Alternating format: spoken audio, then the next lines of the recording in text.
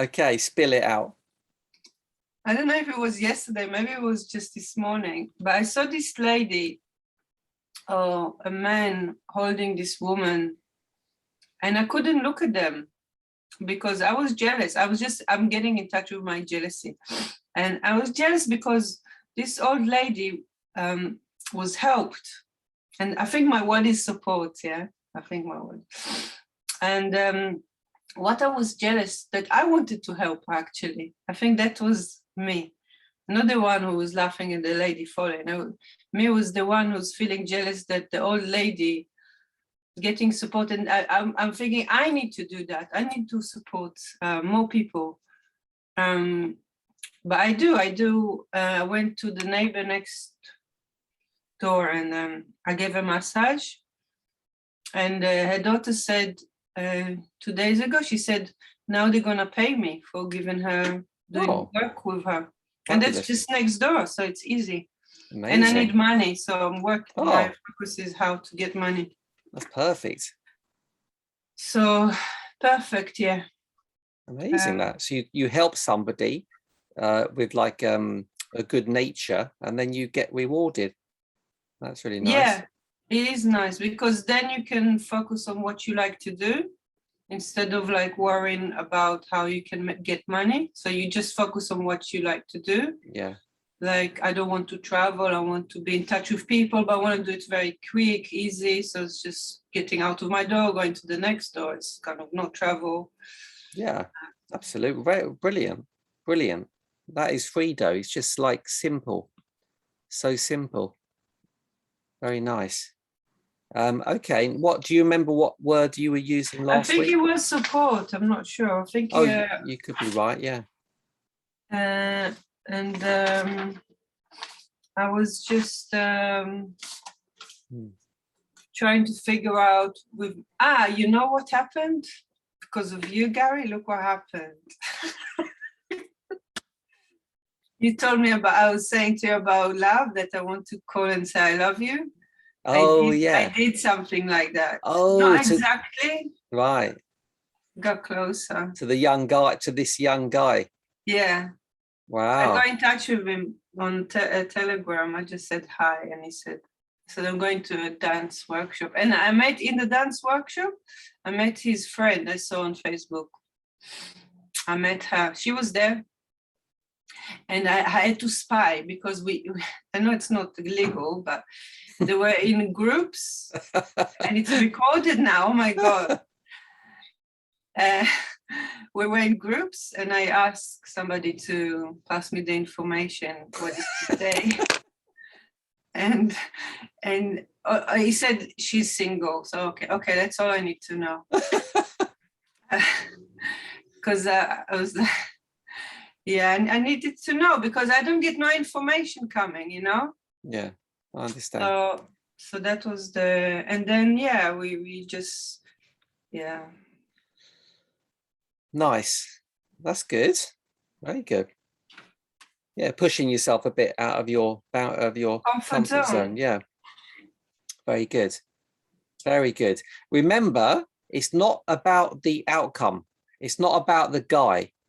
This is about you. It's not about whether the guy ends up with you or not. This is about your journey, and this is part of your journey.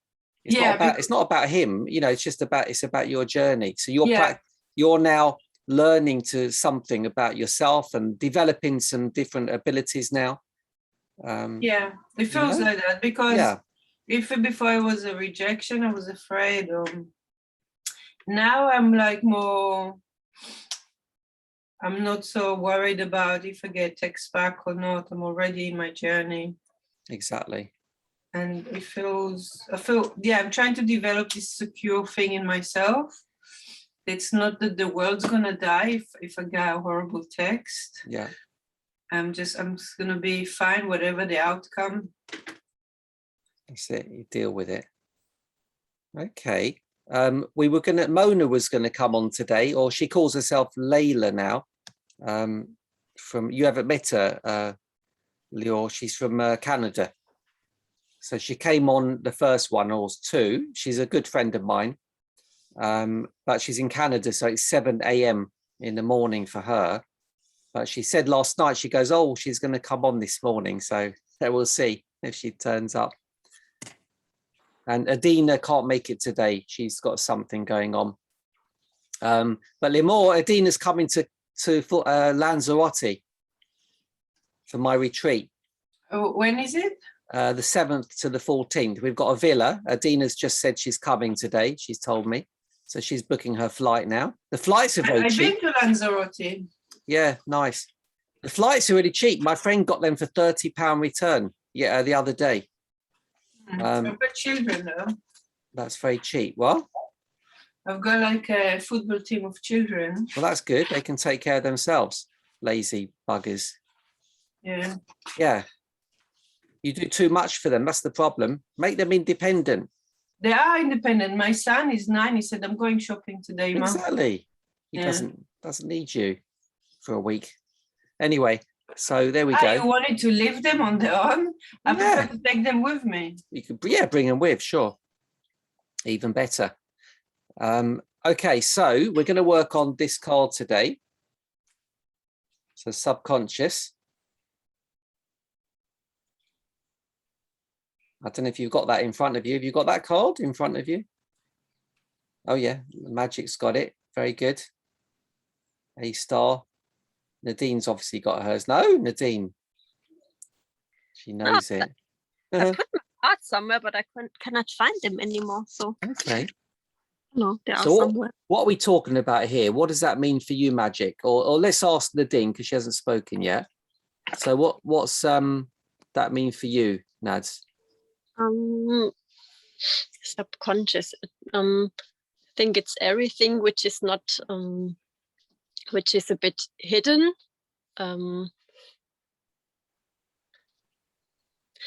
Yeah, I don't know. It's there, but it's hidden. So well, it's really difficult to explain. Interesting, yeah.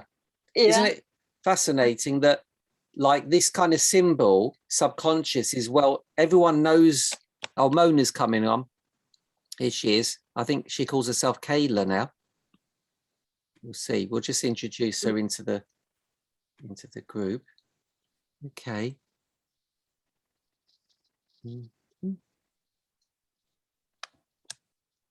Hey, Kayla. Hello. Hi, darling. How are you? Wow. Trying to get my face in here. You still got Here we go. Hello. Hello. Hello. Hi, everyone. Hi. Hi. So, what do we call you, Kayla? Kayela. Kayela, because your name's still coming up as Mona on my, maybe because you're in my contact.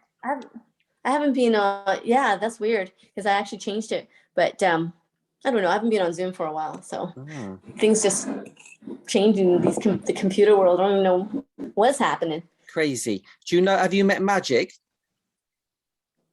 No. Let's see who's there. I think yes, once. Well, I mean, at the beginning.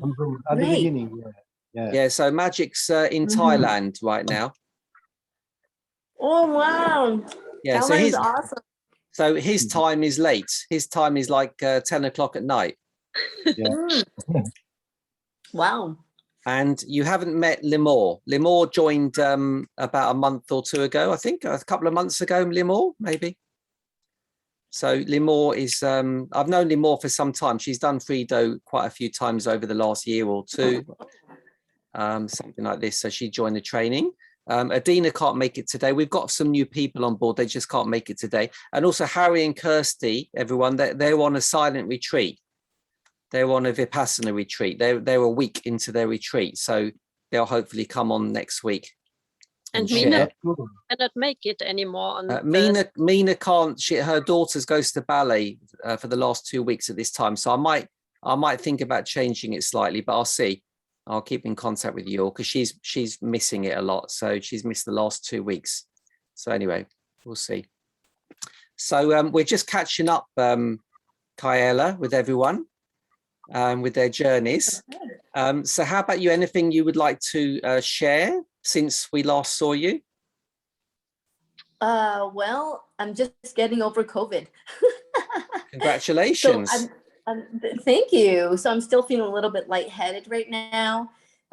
So I'm just gonna watch more so today and observe, because it's just so wonderful and entertaining. Yeah. Inspiring. Just join in whatever you want, and you can share if it comes to your turn to share, just pass it on or share something, whatever you want. Okay, great. Thank you. Thank you for inviting me. Pleasure. It's an honor to meet all of you. Yeah. So we're working with this card today. We're on the subconscious. I think this is our sixth. This is, I think, our 17th journey in the cycle so far, Frido. So we so Nadine was just, Nadine, if you finish off sharing about what subconscious means for you. So as I said, it's something like which is hidden, which is there all the time, and the information is there somehow. And I don't know, for me, it has to do also with trust. I know the knowledge is there. I don't really know what else I can say. Difficult to explain, but that's good. That's fine. Exactly. And that's what I was saying before Kyla came on. I was saying subconscious is one of Frido, what I call a universal symbol, because everybody knows it. It's a symbol everybody knows, but interestingly enough, don't always understand. Like many symbols in the universe that we know, but we don't know, like the word source, or the word, even the word past, or even the word an emotion like fear. People come to me coaching with fear, and when I say, can you explain fear to me, they say the same thing. They say, well, I don't really know. You know, they don't really know. They know it so well in their life because it's always there, but they can't really explain it in great detail. They don't really understand 100% what it is, and that's why it's a problem. So subconscious is another one for some people. We hear it every day. We're born, this word is always around, but you know, we don't always study it deeply to find its magic. So what about magic? What does subconscious mean for you? So for me, subconscious mind, it's like also something hidden, which you don't really realize that is like a force which is driving you. So that your behaviors, which you don't really have control over it. So it is happening, you are behaving in a particular way, but you don't really know why.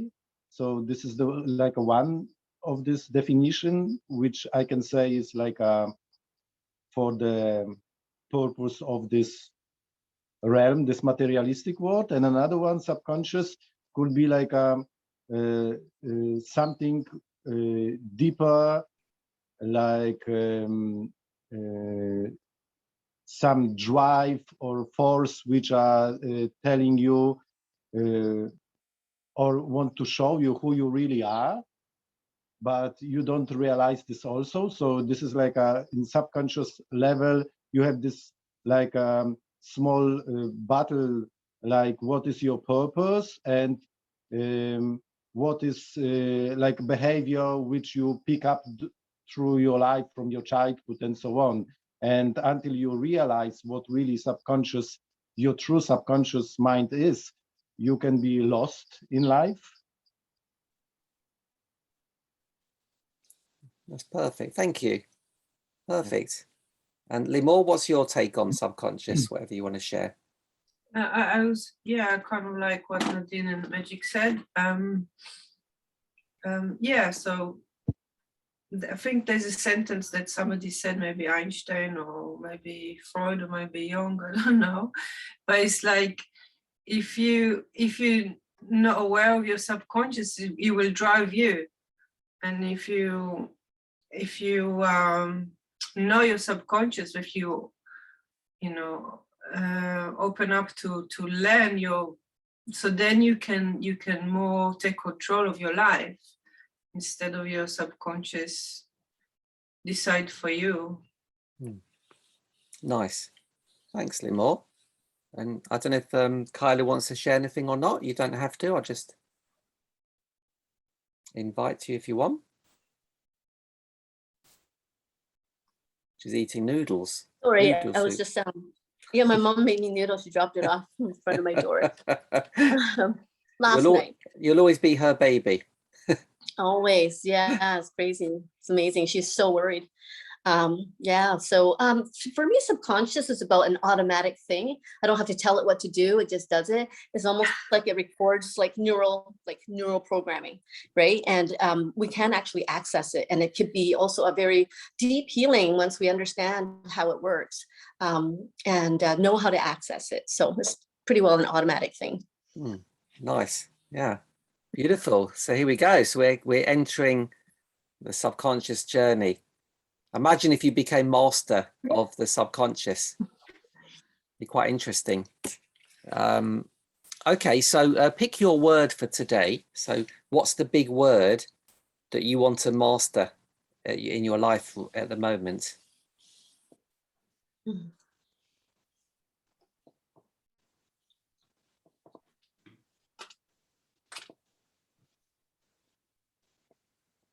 What's the one that would be most helpful for you right now to be able to master? I can go first. Sure. For me, it's discernment. Discernment. Oh, discernment. Okay. And what would you say percentage-wise? Like 100% master of that word, or 1% master? I think I would like to go for 100%. I'm an all or nothing kind of gal. Well, what I mean to say is, are you 100% master of discernment already? Like, how much of a master are you right now? Where am I now? Yeah. I think since I've been sick, I've been like more at the 90%. Okay, but you still feel like you want to improve that more. Yeah, because with the subconscious to the unconscious, it's like you don't realize that you're actually the frog in the water. Sometimes you're like, I'm already in it. Now I gotta be so aware of what's happening that it's like, actually that doesn't work for me, or this works for me, or this person, or this thing that I'm doing, so. Okay, that's cool. That's great. And everyone else has got their word. I'm not going to go round asking everyone, but they've got their words. And give yourself a percentage, everyone, of your word, where you are with it. And if you like, we can. Has anyone got the poem? No. Okay, I'll read it out then. So we'll do the poem again this time. I don't always do it, but Kyle has come on board today, so we'll do the poem. So we'll close our eyes, relax, and the subconscious is a lot about relaxing to be able to access it. So this is very much about relaxing as well, this journey. So we're going to tune in. So something stirs from deep inside. It twists and turns 1,000 times. It pulls and stretches into shape. A figure shows and moves around. A hand supports it from below until it feels and begins to grow. Building blocks are put in place until the figure is nice and safe. The figure starts to create its own from light and darkness, vibrating tone. Birth and death begin to rise. The figure splits to compromise. The figure then creates some space. Now life and death begin their race until the space has found a way to stabilize and have its say. Space creates a home for all. The separation of large and small, of water, fire, earth and air, weight and lightness, cold and brightness, pain and sorrow, love and joy. Out of this space comes girl and boy. The figure has journeyed through time and space, feeling as though it has won the race, looking around only to find a universe of an amazing kind. The training's been tough. It's been testing and rough. The figure is ready. It's complete and steady. Back to the source the figure must run. For now, the journey is just begun. And while you still got your eyes closed, just relaxing in, I'm going to read out the card. Subconscious guidance. It's like looking for the missing piece of the puzzle. We can get so close to manifesting our dreams, yet so far. We only see the answer when we look from a specific viewpoint. Find the viewpoint and you'll find your answer. Just because we can't see something doesn't mean it's not there. If you were in the dark room, there could be many, many things you can't see. Your heart beats all day and night, but you can't see how. Your emotions move in many ways, but you don't always understand them. A car drives, but most people don't know mechanically how. This is how all parts of your life work. By simply recognizing that everything you see, feel, touch, and think about has some energy that's invisible to the naked eye. You can begin to tap into this energy and begin to guide it to manifest what you want. Look for your final step, the last piece of your puzzle. You'll find it in the lines between your words, the silence in the noise, the space in the crowd, the simple in the complex, the certain in the unsure, the center of the storm, the answer in your word.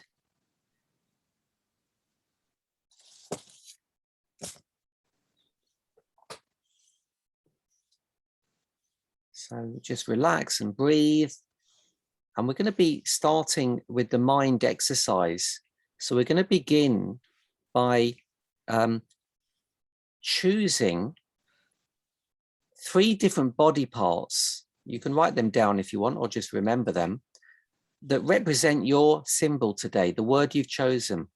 3 body parts. Last week, we did a similar exercise, but we chose things outside of our body. This time, the subconscious, we're going to find answers within our body. So actually, we're going to find hidden answers, subconscious answers about our word today within our own body, because that's where much information is hiding itself. See, we're always looking out. We're touching things outside. We're looking out. We're smelling things outside. A lot of our abilities is our senses are external, but this is about going inside. So write down 3 body parts or think of, don't worry if you don't, because we'll go through them anyway, that can represent your word for you. They can be random body parts or body parts you feel really, really connect to your word. So don't worry and don't overstress, whatever comes to mind. You don't need to overthink. And we're going to start off with magic. So people can either listen or they can kind of join in for themselves quietly. So the first body part, first of all, what's your word, Magic? Balance. Balance. And what's your first body part you've chosen? Heart. Heart. So the first thing we're going to do, last week you might remember this, the first question is describe it to me, like literally describe it, your heart. What it looks like, what it feels like, you're describing it to me so I can sense what it is and see what it is.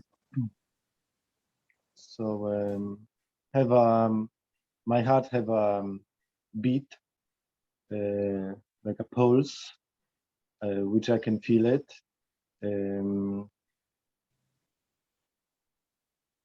It storing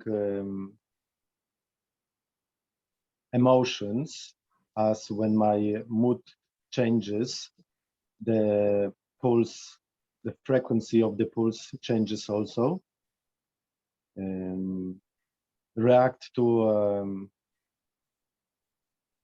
to the different emotions like love and fear. It's also an organ which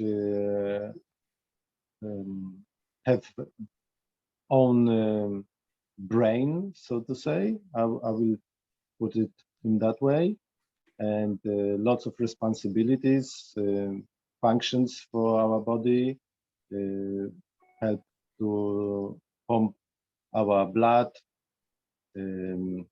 It's basically the most important or one of the most important organs in our body. Because yeah, because if this organ wouldn't function in the natural way, it can affect lots of different parts of our existence. Okay, that's lovely. And you also, the next question I was going to ask you, I think you've answered already, which what's its purpose? You might have answered it already, but just check in. Yeah, another purpose could be that the heart is there to show us what is actually going on around us. It could be like a antenna, which is we maybe sometimes we don't understand what is going on, but the heart is reacting anyway, and then we can like reflect and go deeper to find the understanding. Nice. And the last question would be, how can you connect or relate that to your word, balance? Everything you've said, how can you connect the heart to balance? Is there a similarity? So, yeah, it comes a little bit from my childhood also, because when I was much younger, I had like a heart condition, and I realized eventually when I grew up that it happened because of my surroundings, what was going on, and that the situation, my family wasn't really in the balanced state, and this affected my health. And from different perspective, if we are talking about feelings like love, can the balance in a heart, it's like finding the right approach, I would say, to another human being. It's also difficult to explain with the words because this is about feelings. So yeah, so heart. This is like the main how I can relate to that. That everything what is happening around can affect this energy field, not only the organ. Yeah, that's nice. So remember that it's not really about the heart exactly. I mean, yes, of course it is, but it's more about what it's teaching you about balance. It's what you've learned from discovering all that information about more about balance. Like you said, in your life growing up, there wasn't the balance with the love, maybe in the family and things like this. And everything you said is like also balance has a brain. You said your heart has a brain. You know, so maybe balance also has a brain. It's got its own intelligence. If you leave it alone, you know, if you leave things alone, balance maybe will find its way, always find its own self somewhere. So there's lots of information there. Okay, let's move on. So it's a lot to digest. Let's go to Lemore. So you can pick any one of your body organs, so any one that you've chosen. Because if I was doing it with one person, I would go through each three. So if I was doing a whole session, but you can always do this another time, and you can use the Freedo free play to do that as well. But for now, so choose one of your body organs. Okay, I've got a belly button. Belly button. That's cute. And what's your word? Exposure. Exposure. Wow. Yeah, that's really, I can feel that's very exposing, like vulnerable. I feel quite vulnerable that with that feeling of belly button and exposing it. Okay. So again, I'll ask you the same thing. So first of all, why did you choose that? So I could have asked, that's actually quite a good question to ask at the beginning. First of all, just briefly, why did you choose belly button to represent exposure? Because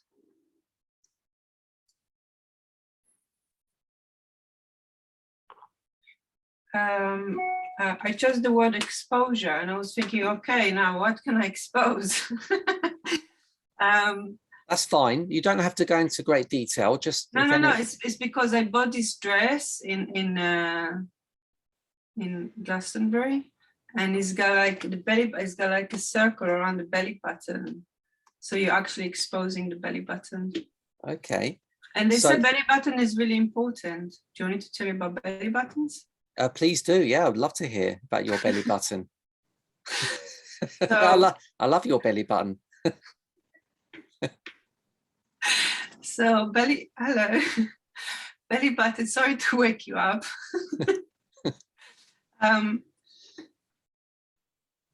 They said that you can actually heal your groins, if by putting sesame oil in your belly button. This is one true medical thing. So you can actually heal your joints by putting sesame oil in your belly. It will go all over, because it's a connection to your mother also, connection through. So I guess, and it's kind of the center, so it's very much a feel place. And I remember when I was a child, I used to cut my nightie. I made a hole for my belly button so the belly button could breathe. So I think it's a very much connecting to seeing all, like if you've got third eye, so belly button is like your emotion kind of, I think it's the center, like emotion center of, and then I've got heart as well, and I've got womb, but belly button is the third exposure. That's nice. And what if you can describe your belly button to us? What does it look like? I was a little bit, when I was little, I was a little bit concerned about my belly button because it was more sticking out, and I was keep trying to push it in. Oh, but now is in. Oh. And so it's. I often have a problem with another body part in the same way. It's always sticking out when it shouldn't.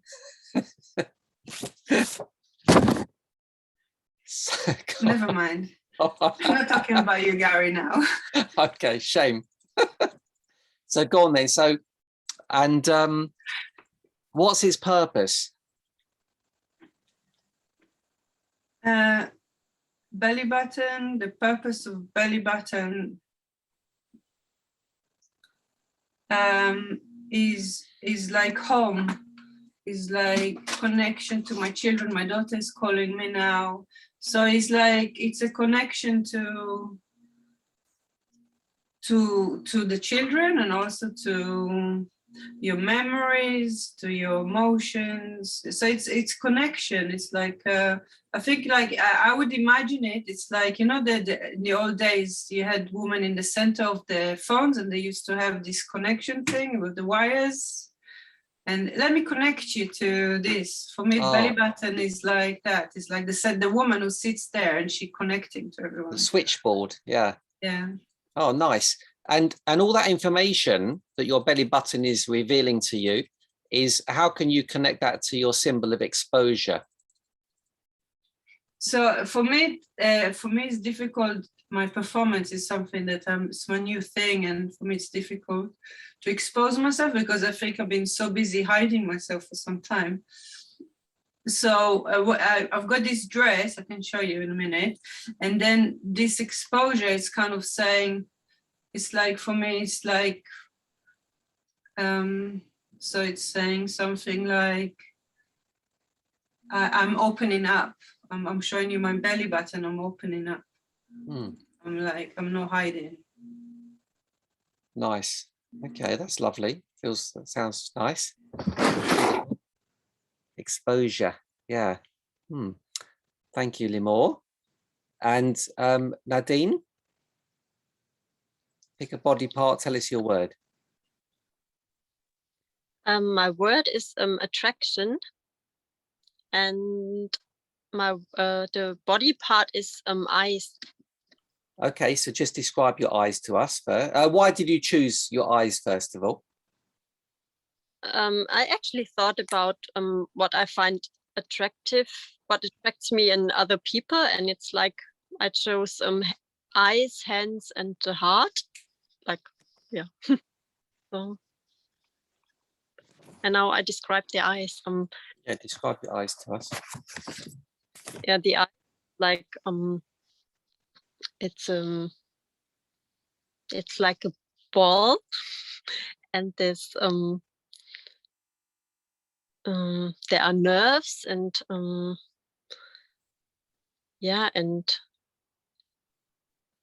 I don't know exactly with how it works with the reflection from the light, which shows then makes the pictures. I don't know exactly. And what's its purpose? What's your eyes' purpose? To see the world, to see everything. To see everything. Can you connect how can you connect all that to your word attraction? Your eyes to attraction. Yeah, I mean, the one thing is attraction, like in other people's. I see with my eyes another person and think, oh, they look attractive. Or also when I think about attracting, like more in a way of manifesting things, like attracting more money, I can just imagining things. So it's more like, I would say subconsciously, I can see it already. If I'm, for example, if I'm manifesting money, then I would imagining having a lot of money. So something that came to me is like when you look at something that's attractive, it's quite external. You know, there's a part of that which is external. So you're kind of looking at something and you're thinking that's really attractive, and you're looking at it, you're looking out at it. But your eyes also are receiving. Yeah, they're not just looking out, they're actually receiving the information back. So I think that's, for me, that's very important part of attraction. So if you want to attract money, you can look at money or visualize it, and you can see it's very attractive. It's like, oh, that's lovely, that money. But if you don't receive it, it's not going to come to you. You just keep on looking at it and thinking that looks good. But to bring it towards us, like your eyes do, it brings it towards you by bringing it into your brain, receiving the attraction. So you can feel that attraction inside you even. So it's both looking at it outside and also feeling and seeing it and experiencing it inside. That's embodying it, isn't it? It's about embodying something. Often we want things, but we don't get them because we don't know how to embody them. So that's receiving that money. Imagine being able to be money, you know, becoming money, like feeling that you are money, like you can experience yourself as that object. And that's for me, that's real attraction, because when you become money, then your universe becomes money. Like everything's you see the world through money, the way money would look. And it's only money that knows how to attract more money. Nothing else can.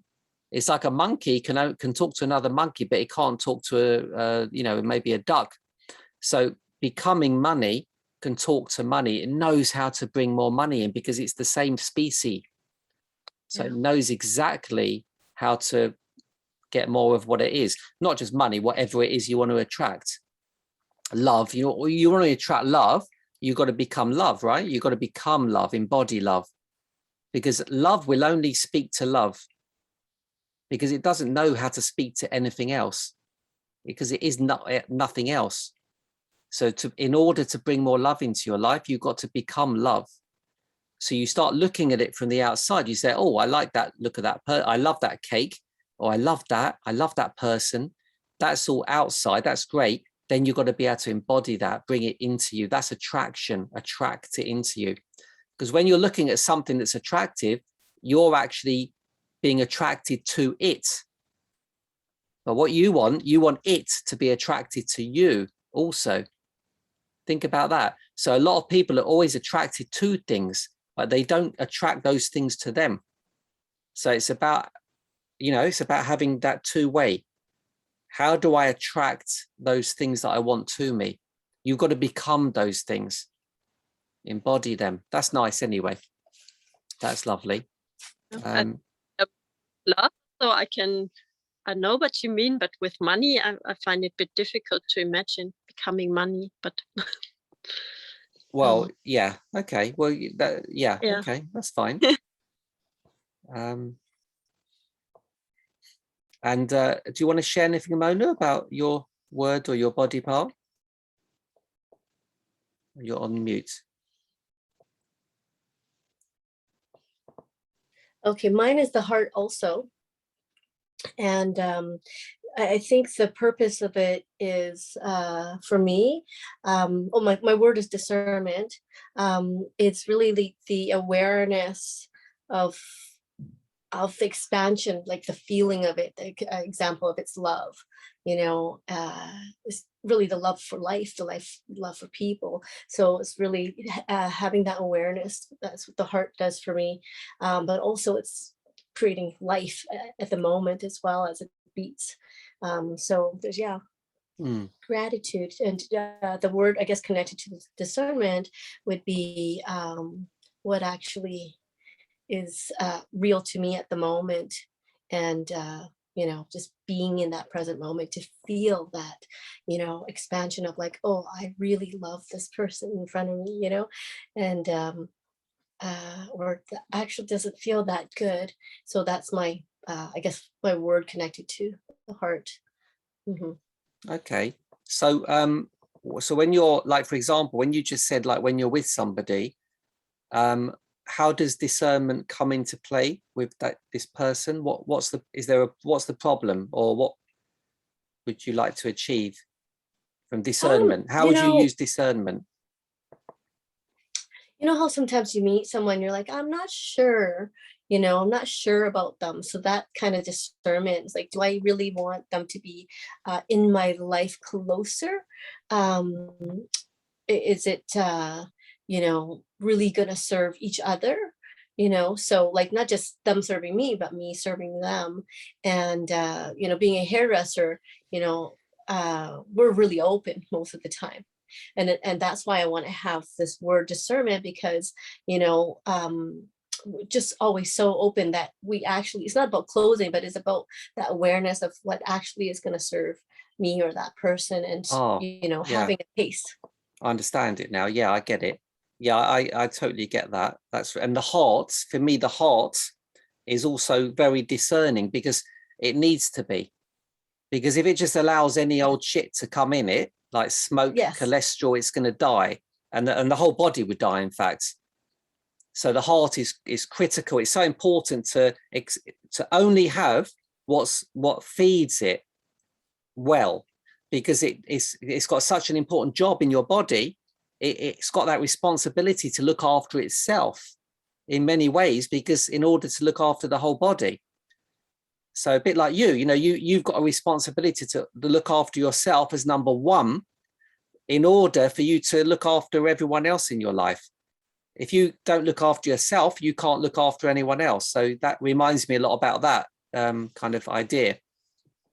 So that feels very good. Discerning is very powerful. Yeah, because it's like a filter. It's like I'll open up to good things that are good for me, and also good for that person maybe. And then I won't open up to those things that are not good for me and not good for those people. I think it works hand in hand as well. If it's not good for you, I don't think it's good for them. Like if somebody's bullying somebody, it's not good for the person that's being bullied, and it's not good for the bully. They don't know that, but it's not good for the bullying. So actually, in some way, the person who's allowing the bully to bully them is not helping either. So I find they work hand in hand. What is good for you will be good for others. And what's bad for you is bad for them as well. I remember I had a member of staff and I needed to sack him, and I kept him on for too long because I kept on saying, I don't want to hurt his feelings or I don't want to upset him. And eventually I had to get rid of him. And it was the best thing for him and me. So it reminds me of that, discerning, you know, saying, hey, I need to really be, you know, be able to really tell what's good and what's not good. Yeah, and I think it's connecting to even the word subconscious is such a perfect word today, because like your subconscious actually already knows, and it's just a matter of like being aware and accessing that too. It's just like, oh wow, you know, because I think these days, you know, I'm so sensitive that, you know, if something doesn't feel good, or you know, there's, it just goes right to the heart right away, you know, just emotionally. I was like, oh, that hurt, man, you know. So it's crazy. Yeah, exactly. And you've got a responsibility to protect your heart. So you have the responsibility to decide, you know, what's coming in and what's not coming in. So that's very, feels very important for you. And it gives you power. You know, it gives you a lot of power doing that. Yes, it does. That's nice. Thank you. Okay, so we'll try another little round. We'll go to magic. Pick another body part. So my another body part is brain. Okay, so brain, and the word is balance. And we don't need to go through the whole rigmarole again, but just share what you want to share with brain and your word balance, and what information you can get to help you with that word balance. Yes, because our understanding is that the brain have a lot of functions. It's like hard drive, so to say. So if it's broken, corrupted, traumatic, so it's basically out of balance. Yeah, that's cool. Okay. And is it giving you any information of how to gain more balance? Yes, this is actually a tricky part, because balance and brain, it's like if we want to fix our brain, like finding a balance, we need to use the brain to do it. And this is like a little bit like fixing a problem from the perspective of being broken of the problem. I don't know if you know what I mean. So yeah, so the problem is hurting you, like breaking you, like say you've got a tool and it's actually doing the damage. Yeah, and you want to fix the damage, so to say. So it's like it's very difficult to grasp this, to understand, because you know that you are doing this all thinking and solution solving with the brain, but you want to, in the same time, you want to fix the brain or something which is stored deep inside. Yeah, so it's difficult to see it. Yeah, you need, that's right, subconscious. Exactly. Yeah. And that's often, it reminded me, like, you've got to get to the roots of the brain. So it helps you go deeper into looking, because you already know what you know. The stuff you already know is your conscious part of your brain, because you know it. It's the stuff you don't know is what you're interested in. It's like, if I'm going to learn to do something, don't tell me what I already know. I don't need to know that. I don't need to keep on thinking about what I know.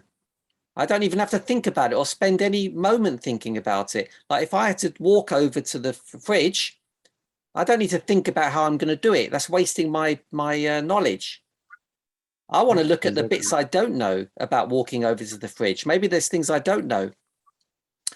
So that's really powerful. And it reminds me of health. It's like going to the roots. It's like if I'm sick, like Western medicine, right? They'll look at the symptoms, right? So it's the subconscious. No, go to the subconscious. What don't we know? What don't we know? That's where something's hidden. And that's where some answers are, because what we know, we already know. We don't need that. It's not that we don't need it. We do need it, but it's we don't need to focus on that because we already got it.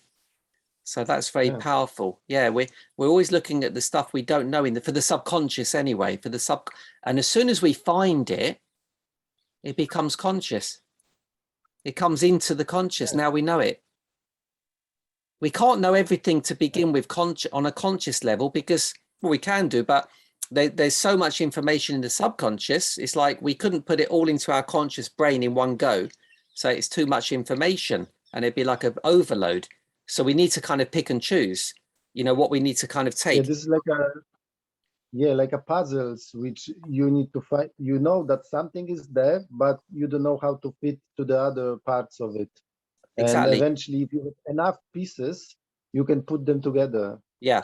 But at the same time, if there's a million puzzles, you don't want to just be picking loads of, mixing them all up. You need to be focused and thinking, what piece do I need to go and look for? I don't want to look for that puzzle. I want to look for the piece for this puzzle.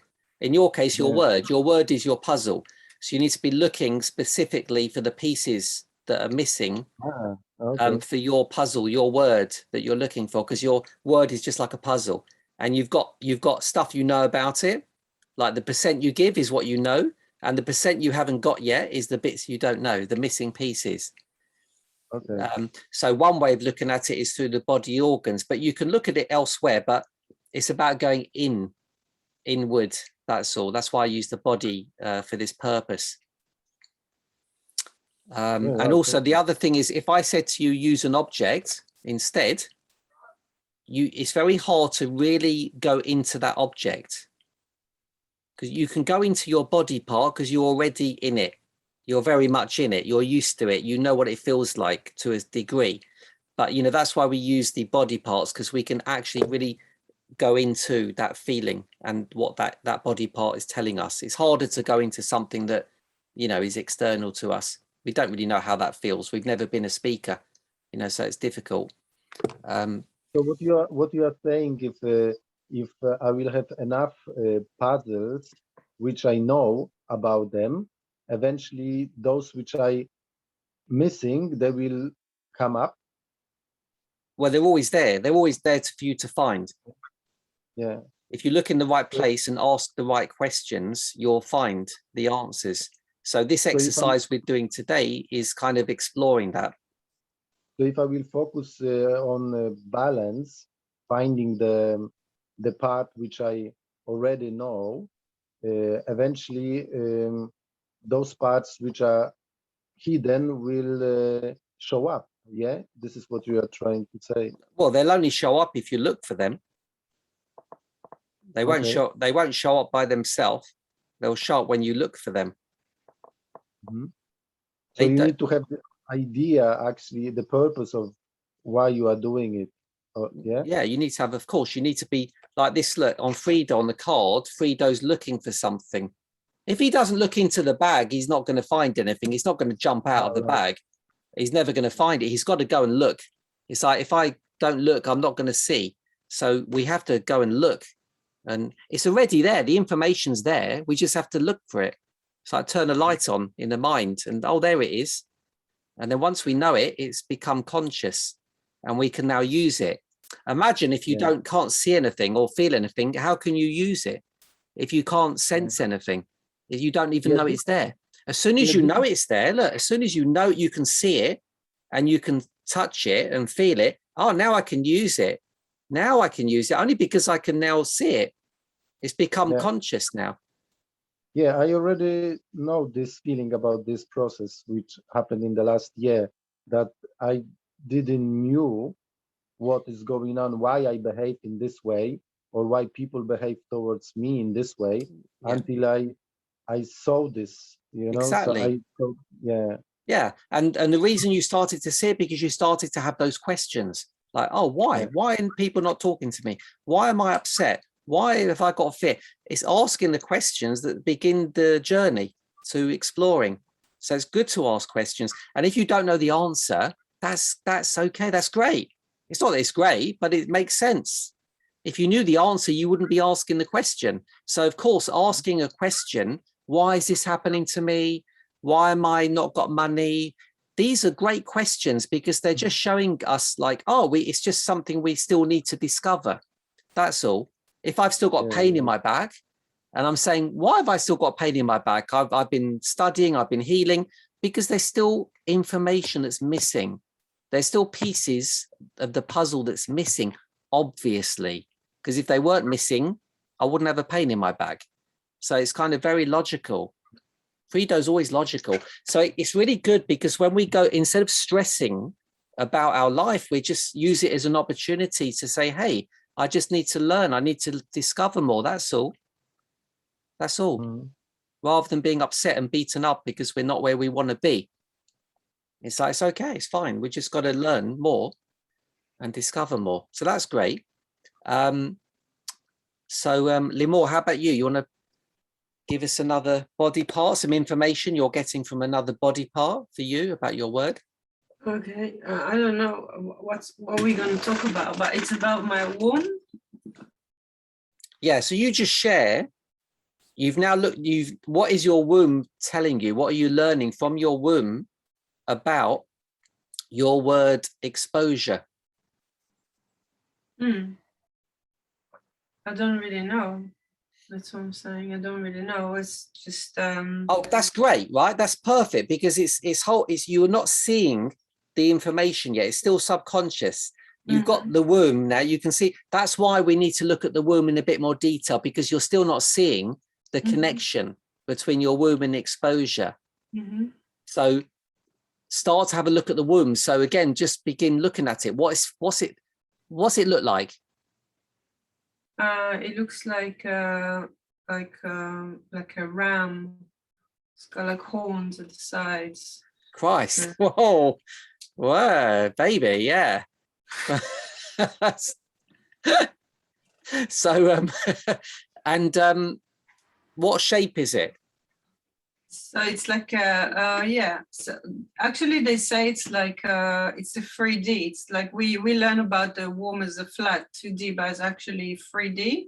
So it's like that. It's like a flower with it's going back. So it's like it's ready to move on somehow. It's like yeah. That's nice. And is it solid or is it spacious? It's spacious. So it's a room. Okay, that's nice. And what color is it, would you say? I would say it's kind of dark red. Yeah, like a dark red. That's great.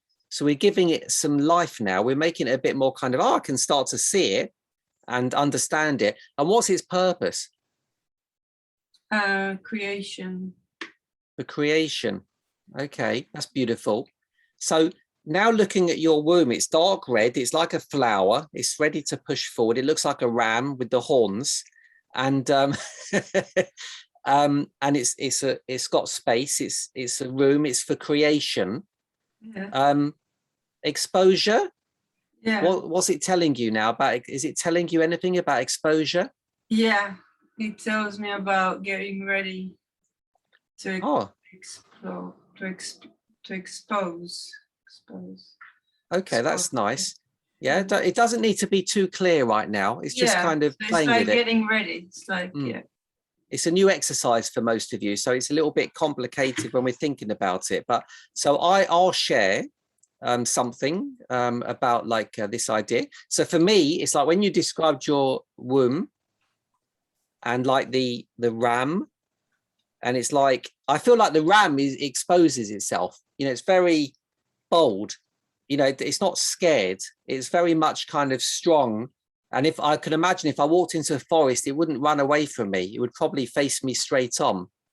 So that's very courageous. You know, it's very powerful. And the womb as well is, I would say, is of course very powerful because it creates life.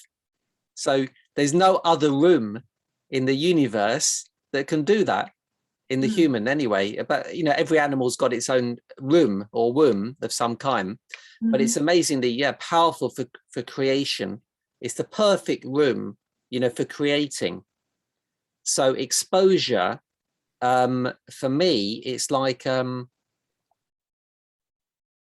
I'm trying to connect exposure. Has anyone else got anything about exposure and Limor's womb that's coming to them?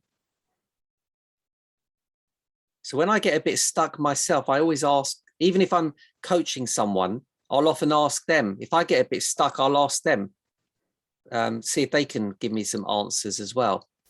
So does anyone connect exposure to a womb? Yeah, I do. I have, because the womb is really our first brain. I believe, you know, when you really connect to your womb, it's like your body's intelligent. It's that knowing, the gut feeling and all that. And when you're exposing your womb, it's almost like this, I guess you could say expansion again, that feeling of expansion of, you know, getting information, bringing it back, you know, it's like stirring it up, alchemizing the information, and then being able to, you know, make decisions or do whatever it is to move forward. That's nice. And also what came to me when you were sharing, I was thinking of the internal and external energies while you were saying that. And and we're dealing with the subconscious, which is like more internal. So if we turn exposure around, like a bit like attraction, and we invert it, and we think rather than you exposing out, maybe other things are exposing themselves to you. Yes. So it's about like, so for you, Limor, you're very good at reading people. You know, you're very psychic, aren't you? I think you're quite psychic. I think most hairdressers are after a certain time. Oh, I know you are, but Limor, I know Limor is quite psychic, I think, I feel. It's a little bit hidden, but maybe you're right. Okay, but you know, you've got a lot of hidden knowledge. I know that. Yeah, well, it's good that you know, but I don't. Oh, really? That's interesting. Okay, that's really interesting, isn't it, Nadine? Wouldn't you say? Because I always see Limor has got a lot of knowledge. I think, oh, right, that's really interesting where you get that like a shaman or a witch. You know, you come up with this kind of strange kind of ideas, which is quite magical. Actually, that's interesting. I didn't know you were not aware of that because I could see it. Yeah, well, sometimes I don't know if I'm aware of it. I'm kind of trying to hide it for myself as well. Oh, right. So there we go. So exposure. Oh. It's about exposing yourself to yourself. So, you know, you've chosen something to do on stage, like an actress, right? You're choosing to do that, but that's a symbol. That's a symbol of what you really want to expose, because going on stage is all about exposing oneself. But I think that's just a symbol. I think it goes deeper than that. It's about you exposing yourself, not to an audience, but to yourself, showing parts of yourself that you haven't seen yet, that you don't even know you've got. That's what I'm feeling quite strongly, because this is all about, it's a lot about inversion, this journey today, I can feel already. So we're very tempted to be looking like with attraction, we're looking out, and it's like, actually, wait a minute, let's go deeper behind this. It's not about you acting on stage. This is about exposing yourself to you, exposing parts of yourself that are hidden to yourself. So that's a big one that's coming for me. Beautiful. Because there's a lot of hidden gold inside you. You know, there's a lot of hidden, I don't know what it is, but there's a lot of hidden stuff you're looking for. And that's what I feel you're looking for with this word exposure. Something's talking to you. Exposure is talking to you. Your own exposure is saying, hey, let me be seen. Let me be seen. Let me express myself. It's about communication, this card as well. So it's about allowing those hidden parts of yourself to express themselves, not to anyone else, to you. Only to you. You don't need to worry about anyone else. Expose them to yourself. That's all that matters, in fact, exposing those to you. And that makes it feel comfortable because you're not exposing it to an audience. This is just to you. You know, you'll be all right. You'll keep it safe. You won't mock, you know, those parts that want to come out, because those parts are scared to come out. They feel how you feel going on stage and doing something in front of an audience. Your own little parts inside you are scared to show themselves to you. Maybe because they're worried how you'll judge those parts in yourself. Wow. So Amazing. Yeah, that's powerful, right? I can feel that. That's very, very powerful for you. And with balance, while I'm on the subject of inversion, I'm going to go back to Magic's balance, because I didn't look at it in an inverted way. Because balance is a strange one. I mean, you pick the heart and the brain, which is all about balance. Heart is completely balanced. It's got 4 chambers. There's 4 chambers. There's 2 halves, 4 chambers. You've very powerful balance. The heart for me represents balance in its perfection. Perfect balance of energy is the heart. The brain is also perfect balance, but not on an energetic level, more of a different level. You know, it thoughts and images and logic and all these kind of things. But the brain's also got this incredible structure of balance. It's amazing. It's got the perfect tool to create balance, but the problem is, you know, it depends how we use it. That's right. It's like having a skates or ice, like a skis. The skis are perfectly balanced, but it depends how we use the skis. It depends how we use our brain. Our brain is perfect tool, but we need to know how to use it. It's like jumping on a skateboard and learning how to use the skateboard to create balance. So if we use the brain and we do too much of one thing, we go out of balance. If we become too right brain, we become out of balance. If we become too left brain, we become out of balance. If we think too much of one way, like become too structured, we become out of balance. So it's like always exploring the balance. And we know when we're out of balance, it's very simple. Something goes wrong. It's not nothing's bad, right? It's simple. It's very simple to see what's out of balance, because something's not right. We're either not feeling right. That means something's out of balance, or something in our life isn't going quite right. Someone said something we don't like. Well, there's something not in balance there. Because if everything was in balance, we would know, because it would be perfect. Not that imbalance is not perfect, but it would be a different kind of perfect, you know, from a physical viewpoint, let's say. So inverted balance, I'm looking at balance. I'm looking at balance inverted. So for me, so for me, this is very much about not looking outside of yourself, like the people in your life, like your sister or your sister's daughter, not looking for balance in them, not looking for balance in your house or your external life. It's looking for that balance inside yourself. You know that already. And you know that you've picked the heart, you picked the brain. It's looking for balance between, I would say, your heart and your brain. That's what's just come to me. In Frido, the heart and the brain are part of the family of the body, the first family in Frido, the body family. The 2 children is the heart and the brain, the brother and sister, the 2 polarities, the king and queen of the body, let's say, symbolically, kind of thing, let's say, let's put it that way anyway, in Frido's point of view. But they're often not in balance with each other, because one is always trying to outdo the other. The heart does it more subconsciously, more inverted, more kind of hidden, because we don't know really, you know, it's so subconscious and more yin energy. And the brain is kind of the yang energy, and it's much more conscious. We kind of can see what's going on. It wants to be in charge with its thoughts and its logic and its whatever it's doing in the brain. And the heart wants to be in charge in another way, not thinking, in an energetic way, a very different way, using energy. But so for me, it's like for you, it's almost like you need to get them in balance with each other, get them to work together. So they're part of the same. Imagine the brain and the heart is exactly part of the whole. And you need to get them both in perfect balance, the heart and the brain. So they work together perfect. They feed each other. That's what you want to, that's what I'm feeling anyway. You've got to get them to feed each other. How do I get the heart and the brain to actually work together. Because when something Yeah, works together, that's that the creates question. balance. When we're on a Yeah. skateboard, we have to get our skateboard and our body to work together. If the skateboard is doing something else, we're not going to be able to do it. It's going to collapse.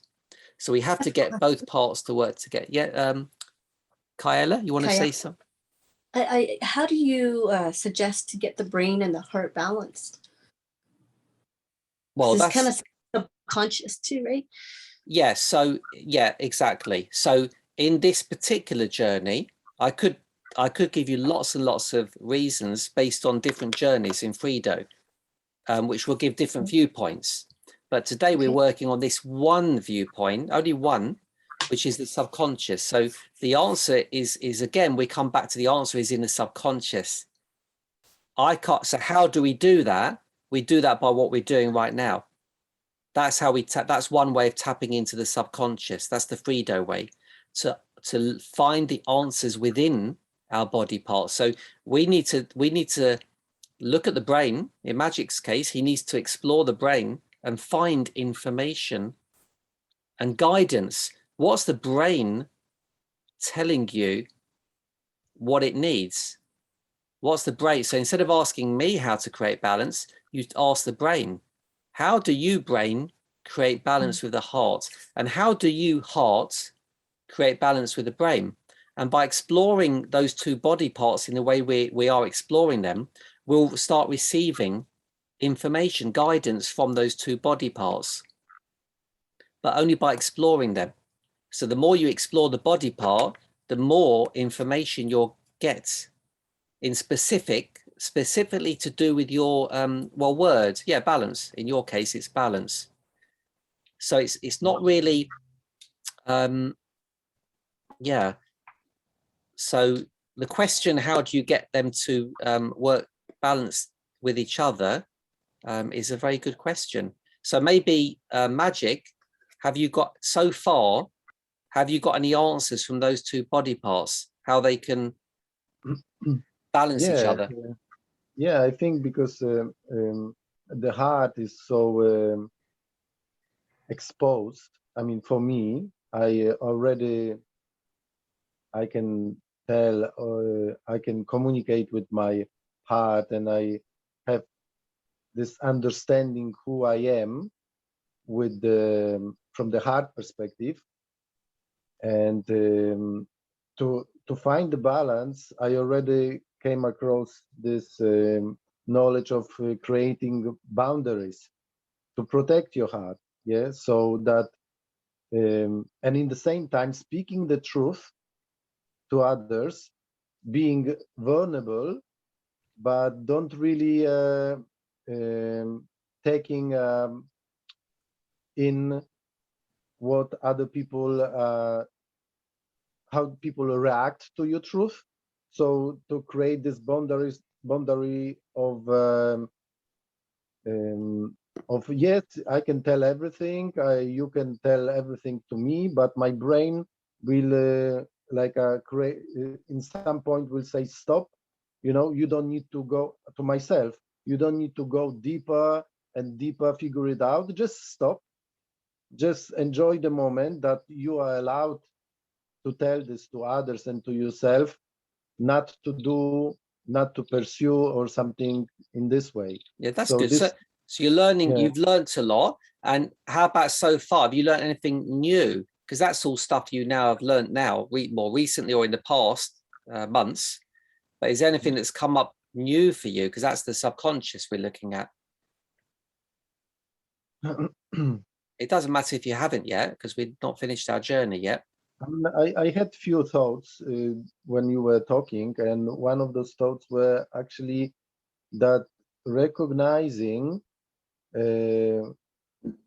where I get frustrated, yeah, where is something like not in order, and focusing on this part, because this is obviously some kind of shadow, as you said, some kind of issue which create this out of balance experience. And when I feel like that, because of my heart, I can like translate this for my brain and analyze it. Oh, that's good. Yeah, because I just felt it's like to balance your heart and brain. I'm just sharing my viewpoint. I just saw like they need to both be doing the work. So your heart needs to be doing its job and your brain needs to be doing its job. And that's balance if they're both doing their job. So when something happens, it's like, okay, heart, what do you need to do? And okay, brain, what do you need to do? And get them both to be working, not one of them only. Because often we just end up using one of them instead of both, thinking, okay, now let's go to the other one and see what it can do and how I can use that as well. So that's balance as well, using both parts. And this is for me, this is a little bit challenging, because for many years I was like keeping to myself what I feel, and now recently in the last few months I started to talk about it, and when I spoke to someone, this create this feeling, oh, this exposure, oh, maybe I'm telling too much, but actually this gave me this this inside thoughts to work with it, because when I wouldn't be exposed to this kind of feeling of that I talk too much about myself, I wouldn't try to figure it out. Yeah, that's it. Exactly. Well done. That's nice to hear, because I can feel that's a big shift for you that's happening now, the last couple of months especially, but you're on that journey right now, which is great. Okay, so anyone else, before we continue to the next exercise, did anybody else want to say anything on this exercise or explore anything before we move on to the next one? Did we all share the third one, or we just sharing? No, only I'm gonna, because you've done enough now, but only if anybody feels like they still feel like they would like to or need to share anything, or they want to explore their organ, a body part. Well, my third one is a heart as well. Just wanted to say. So why don't you, let's skip the description and just go straight into the guidance. It's like, what's your body organ or body part guiding you? What guidance is it giving you about your word? Okay.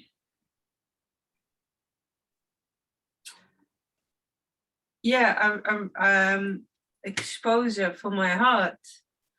I think for my heart it's fine, but it's for the brain, isn't it? I find it really hard for my brain to. So what's your heart saying to you? What's it telling you? What advice is it giving you? Oh, just be natural. The heart is just. Be natural. That's nice. Very nice advice. Yeah. Yeah. Because the heart is natural, isn't it? It's not trying to be fake or being something that it isn't. It's not trying to be a brain. It's just a heart. Yeah. Yeah. So it's funny that you just be yourself, and you're doing the acting, which is funny, because some people think, oh, I'm acting, meaning I'm meant to be someone else. But in actual fact, be natural. Yeah. Yeah, be yourself, but he just said because be natural. Be natural. And the best actors, right, are the ones who are actually natural. They're not trying to pretend there's someone else. They're like someone who, if I want to be a gangster, I'm not trying to be a gangster that I've seen. I'm trying to be the gangster that I would be, the gangster that I would interpret, how I would act, not like someone else. That's nice. Okay, so that's really good. Be natural. Nice. Very nice. How simple is that? Just be natural. How easy is that? You don't need to be anything else. That's easy because you already can do it. Yeah, because the heart is not worried that, you're going to say the wrong things, because from the heart point of view, you can't hurt anyone because you're from your heart and your heart's connected to everybody else's heart. Yeah, you're never going to hurt anyone when you talk from heart point of view. Yeah, you're just being yourself. Exactly. Yeah, it's lovely. Just be yourself. If anyone's got a problem with that, that's not your problem. That's their problem. They should be coming to Frido then and working on themselves. But so I send them to Gareth. Exactly. Can I have a little note? I want 10 of them just in case, or hundreds. No, that's lovely. It's beautiful. Be natural. Exactly. Be natural. Yeah. Okay. Anyone else before we go on to the next exercise? Nads, you got anything you want to share before we move on? I just went through. I chose also hands, and I couldn't really connect that to my word attraction. I mean, that's funny. Isn't that funny? It's like I immediately can connect that straight away.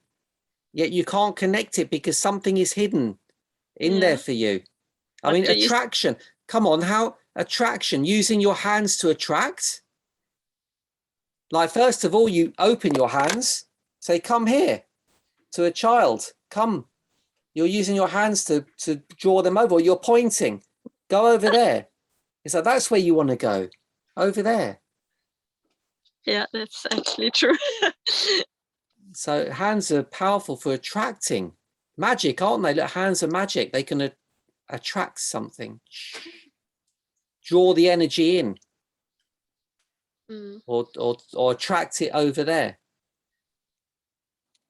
Like, more about drawing in. Anyway, that's nice. So something to think about. Yeah, so you could maybe use your hands as a physical symbol to attract what you want. Think about it, because you've never done it. You don't know you can do it. But now maybe, oh, can I use my hands? Maybe I don't know. How would you do it? Show me how you would use your hands to attract something. Yeah, I was just thinking, I think they sometimes, I don't know, like magicians or so, they do like it's almost like they draw this energy in or whatever. So I would probably like. Yeah. See, that's powerful, isn't it? Go on, Kyla. I'll never remember that name. Also, what came through was, with the hands, like with touch, it's so amazing with attraction, because you can just touch someone and all of a sudden there's this big energy of attraction right there, Yeah. like for them, for you. And it's that touch with your hands is just so powerful. Your hands are so powerful. That's true, isn't it? Yeah, when you touch somebody, it's like, so there's so much attraction there. Whoa, magic right away. So if I leave you with this, Nadine, it's like, if you don't do anything, if you just sit there, if you're the master of attraction, that's fine. You don't need to do anything, because you already master it. But because you're not, you're now learning different tools so you can become a master. So you've now learned that, oh, I can use my hands as a tool. Now look at me now without my hands, and I'm trying to attract something. Notice that energy.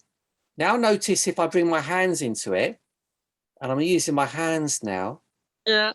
But it feels different, right? Of course, it feels different. Yeah. So this and also look, if I can touch something, that feels even different to even doing that. If I can actually hold somebody and bring it towards me just by the physical contact, even is more powerful. But to begin with, if we can't touch it physically, we just come over here and say, hey, look, that we feel like we're touching it. Like we want to feel like we're holding it, but because we're not, we want to try and feel it. Come over here. Look. Instead of going to my hand and bringing it over, I'm trying to tempt it over. Look, I'm trying to go like that. So I'm trying to get the same feeling as me going over there and bringing it to me. And when we get a master of it, we don't need the hand anymore, because we can just do it. But it's the same. It will feel the same as going over and bringing something towards you, going to get money or love or your soulmate, going over and bringing that towards you. Yeah. That's nice. Very nice. Yes, you're learning now so that's teaching you something that you didn't know. Your hands are going to teach you something about attraction. If you start using them, you'll learn even more. That's nice. Okay. Shall we move on to the next exercise? Sure. So that was the mind exercise. We're going to go on to the body exercise, which is very important in Frido, because we spend far too much time in the mind. Not too much time, but we don't spend enough time in the body. So I take that back. It's not about spending too much time in the mind. We don't spend enough time in the body. So the body exercise is so important. So the way we're going to do this is, here we go. So this is called body acting. So to embody our symbol, our word, we need to kind of act as our symbol in this, for this exercise. And when I use the word act, I don't mean we're pretending. You know, we're acting. Acting is just acting, isn't it? You're just acting, you're moving, you're talking, you're acting. You're not pretending. It's not like a pretend, but you're just acting as your symbol, however you want to be. So connect to your symbol. And then choose an action to do. So this is all about training your symbol to do something. Because if it can't do anything, imagine a baby. Imagine your symbol is a baby right now. It can't do anything. You know, you expect it to do something, but it can't because it's a baby. It needs to learn. It needs to learn how to do something, how balance can do something, you know, and how exposure can actually do something. So you're going to make it into this, instead of a baby, it's going to be like growing to an adult. So a great way of doing it is by just a matter of pretending, or acting, should I say, not pretending, acting your symbol and giving yourself an action to do. Because while you're acting as your symbol and you do an action, you're training it at the same time to be able to physically do something. Because otherwise, if it can't physically do something, it's just an idea. If you can't use something to do something physically, if you can't use love to actually lift a car, or use fear, you know, to do something amazing, it's just a word. So this is really about making something more physical, your symbols. So give yourself an action to do. Tune into your symbol now, and maybe give yourself an action to do, and do it while you're acting as your symbol. Whether it's clapping your hand, or maybe I'll give you an action, maybe make it easier. So act as your symbol and clap your hands.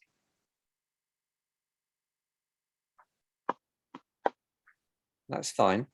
So you're just noticing if there's any difference at all. It doesn't have to, but just the difference between how that feels. If that feels a little bit different to normal, that's all. So we're going to carry on. So still acting as your symbol, turn your head around.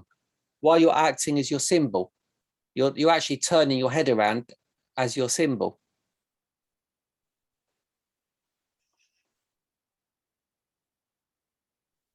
So we're training our symbol to become physical.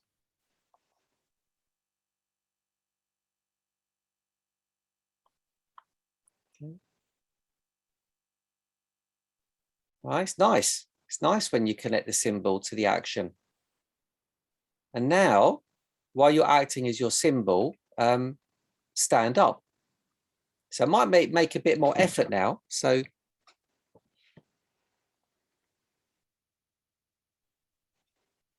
and it's an action that you can do straight away. So try not to think too much. Just, it's more of a doing straight away. So as soon as I give you an action, just do it. All you got to focus on is acting as your symbol, nothing else. So you're standing up now. And now acting as your symbol, just jump up, do a jump. That's it. It's that simple. It's that simple. So now, Kaela? Kaela. Kaela. That's what I said. Yeah, I got it. Kaela. It's like two names. You got it. Kaela. Give everyone an action to do, and do it yourself while they're acting as their symbol. One action. That's it. Go on then. Yeah. See, it can be challenging sometimes, but this practice is really powerful. All right. So Nadine, give everyone one action to do. It could lift your knee up. Yeah. So while you're acting as your symbol, you're lifting your knee up. So you're embodying your symbol in this process, and you're training it as well. That's why sometimes it can feel a bit strange sometimes. That's lovely, but keep it very simple, really relaxed. And then you can also say something. It doesn't have to be a physical action. So I'm going to, as you're acting as your symbol, just say, I love me. I love I me. love you. I Love love me. me. Yeah, simple. Very simple. See, it's so simple, it's frustrating. You know, sometimes a bit like, oh, I need to be thinking more. So we'll just do a bit more of this. So Magic, give us some sort of verbal or physical action.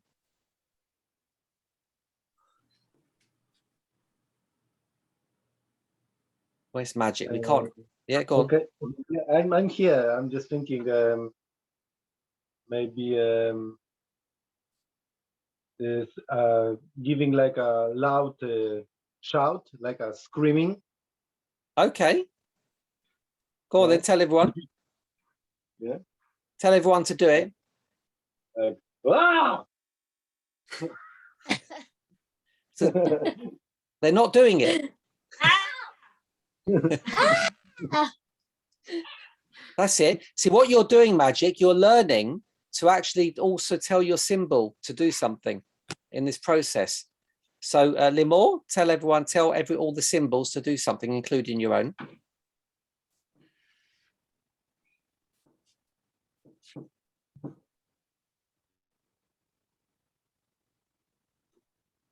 So you hold yourself up and you turn around.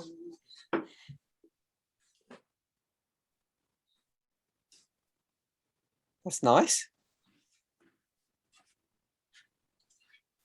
That's lovely, powerful, beautiful. Okay, we won't embarrass ourselves with too many more of those, but that's a really good practice to get the idea of working with our symbol and giving it a command, you know, getting it to do something. And then I think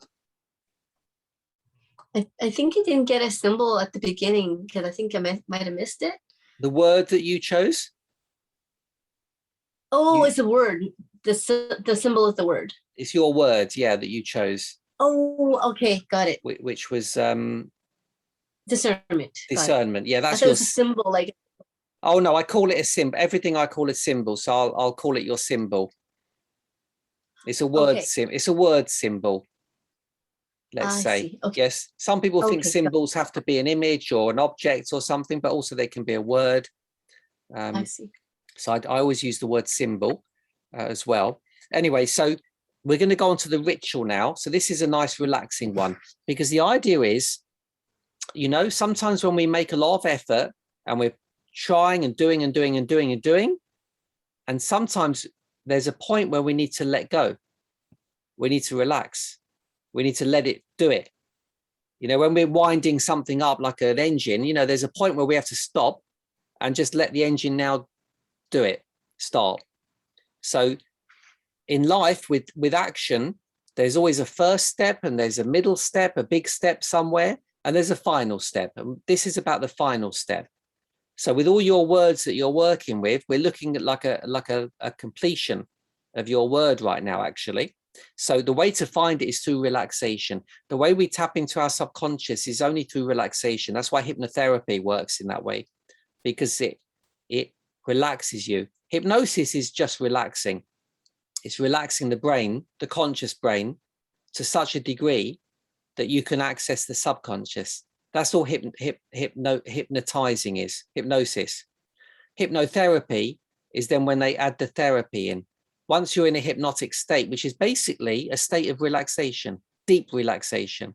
It's like almost like a sleep state, but you're kind of still semi-conscious.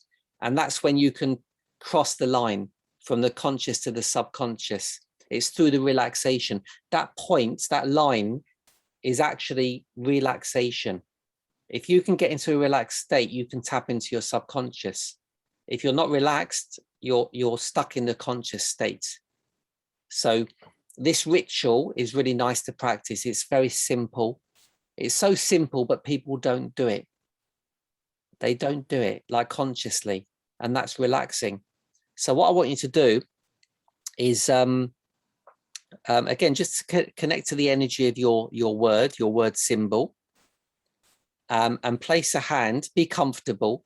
So if you want to lie down or sit down, this is all about relaxing. So put your body in a nice relaxed place, or a place it can relax. And if you need to move at all or change or shift your body, feel free to. We'll do a few minutes to give you a feel.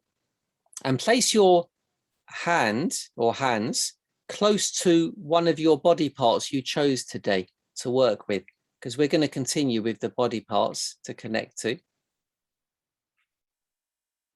And just make your body in a nice, comfortable position. So if you're uncomfortable, change your position if you need to. Just have the connection with your hand and your body part. It's not that you have to have it connected, but it's about connecting it. So even if it's not close to it, you can feel it. But sometimes by physically touching it, it can be more real. And then very simply relax. So you're practicing the art of relaxation now. There's nothing to do. There's nothing to think about. All you need to do is have your hand close to that body part. That's all you need to do. So that's really simple. There's no stress involved. There's no cleverness or, technique you've got to use apart from this. And it can feel a bit strange because sometimes the conscious wants to butt in and say, hey, you got to do something. You got to think about something. Sometimes this feels more challenging than doing something, making effort. So we're experiencing the power of relaxation right now. This is what's helping us tap into our subconscious. Remember, no thinking. When something comes into your conscious, it will come into your conscious. You don't need to pull it into it. Just by relaxing, connecting to your body part, the information in your body part, when you're relaxed enough, will just come straight through to you. And you might not notice it straight away. It might be a feeling that comes through. It might be a word. It might be an idea. It might be nothing immediately. It might come tomorrow. But you're starting the process. You're accessing the subconscious in that body part that you're connecting to right now. Because within that body part, it's got the last piece of that puzzle for your word symbol. You don't need to look for it. Like just relax while you're connecting. That's the looking. That's how you're looking for it, just by connecting to that body part and relaxing. And if it's not coming, nothing's coming through, don't worry about it. It's just sometimes we need to go to a much deeper state of relaxation while we're still connecting.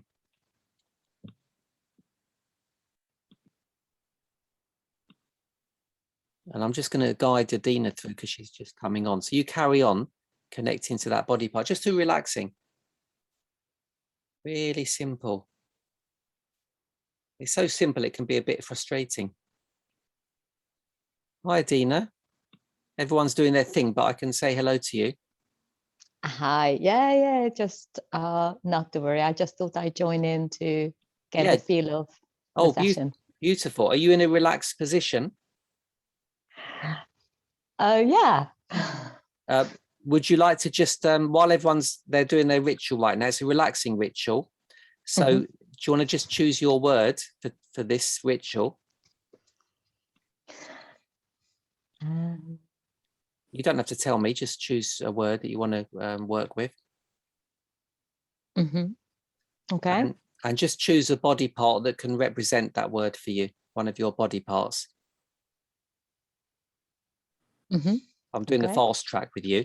And then just relax, put your hand as close to that body part as you can. And just go into a very relaxed position. And that's all you need to do. This is the ritual. And the conscious brain sometimes wants to butt in and kind of, start thinking about it too much or get us to do something else. So it's very simple. Just relax. Place your hand close to the body part that represents your symbol. You don't need to think about it because it's the subconscious we're working with. So we don't want to be thinking about anything. We're trying to work things out. And it's purely practicing our ability to relax while we're connecting to that body part.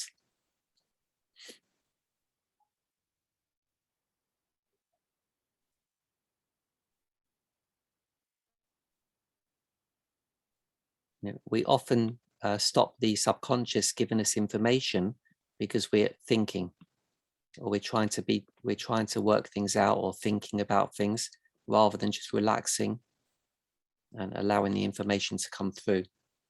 It will only come through when we're more in a relaxed state.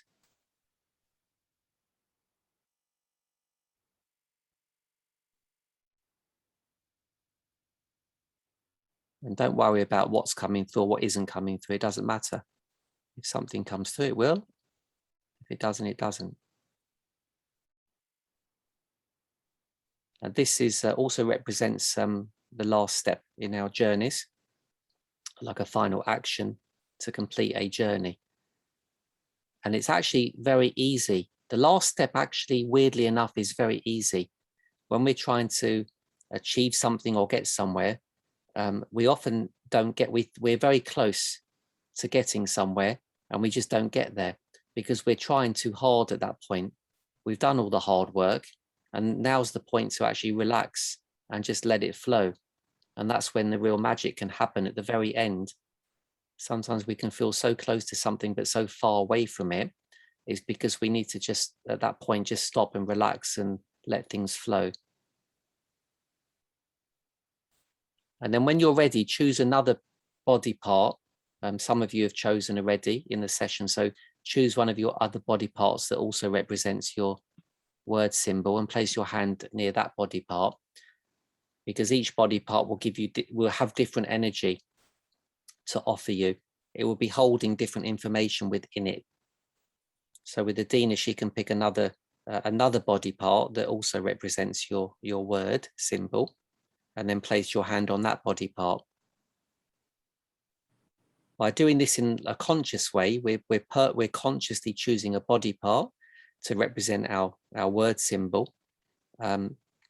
This helps focus our attention on that body part and the information it's holding inside it.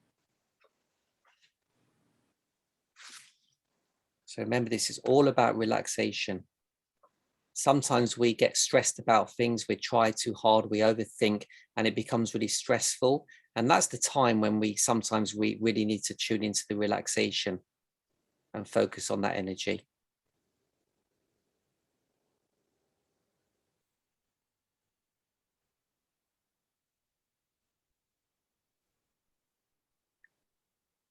Sometimes we need to have control over things, and then there's a point where we don't need to have control. In fact, trying to have control interferes with that sometimes.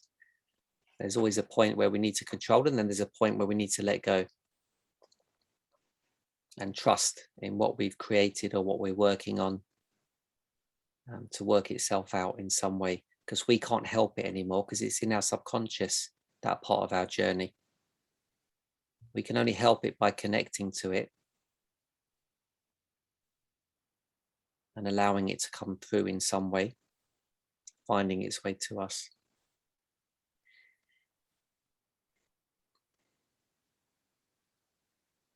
How nice would it be just to have that ability to relax any time you want?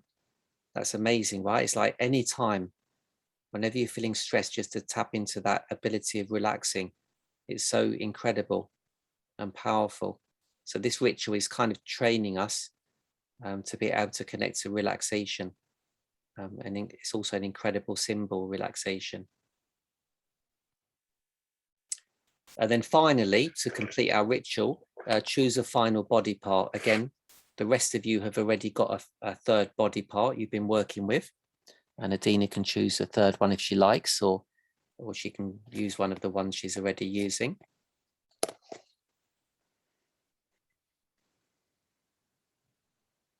Like I said, it's not about thinking. It's not about trying to work out what you're doing or what you're not doing or how it should be working or not. It's trusting just by connecting physically to that body part with your own hand and using the power of relaxing. Something will come through to you from that body part. It will find its way through.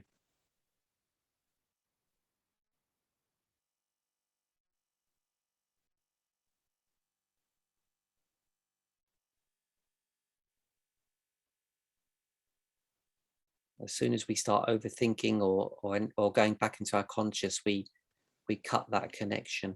So we need to come back into that feeling of relaxing. The deeper we relax, the deeper we go, the more deep the connection can be to that body part with all its information. We can go deeper into its cells, into its own mind.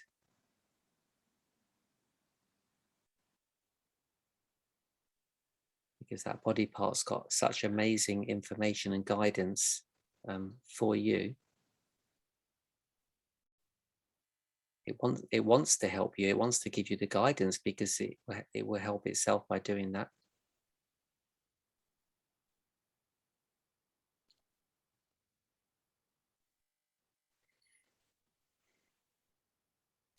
And once you feel, you connected to some nice relaxation, you can either stay there for some bit longer, or you can bring yourself out of it, knowing that you can always connect to it anytime through this simple ritual. You can always go on to free play and choose a subconscious card, and the ritual's there anytime.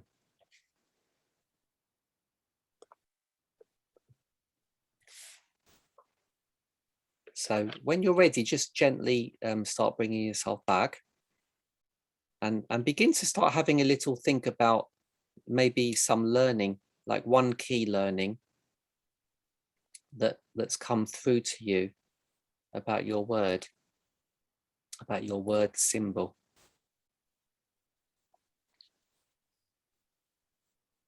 And maybe just write that down when you're ready. When you've got something, just something it can be very small or big. What can you take from your journey today? If you can connect it to your word, that's great, but it doesn't matter if it's something that's just come through that feels powerful for you as a learning. And then just either write that down or kind of put that into your mind.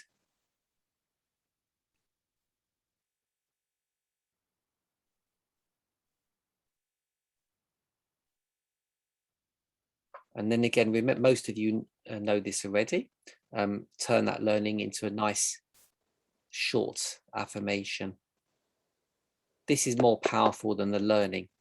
The affirmation is more powerful because it holds the learning within it. And it's something we can practice with the affirmation, bringing it to life. So come up with a 2 or 3 word or maximum 4 word affirmation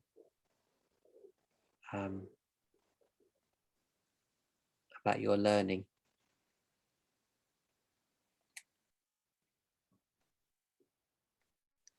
And then just, so just remember that affirmation. You may or may not want to write it down. Because every time you repeat that affirmation, it will kind of help you connect to the learning. And then, of course, finally, the most important thing is how are you going to use that affirmation now? So what one action that you can do in your life to show that the learning affirmation is true? What can you do to show that it's true? It can be anything you want. It could be something simple, something complex, it doesn't matter. It's anything that comes to you that you think, okay, that's how I can use the learning affirmation, by doing just one thing. You never need to do more. One is enough. Once you've done that one thing, because you've set that intention now, once you've done it, it seals the journey. It proves and demonstrates that learning is true. The learning affirmation is true. It's not just in the mind. And then we'll just go, give yourself a final percentage of where you feel your percentage is now.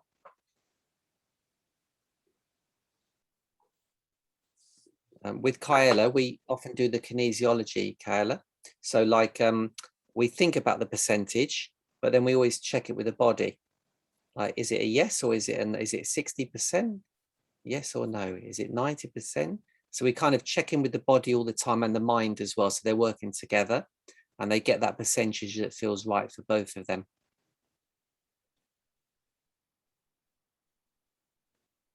So make sure your mind is happy with the number and the body's also happy.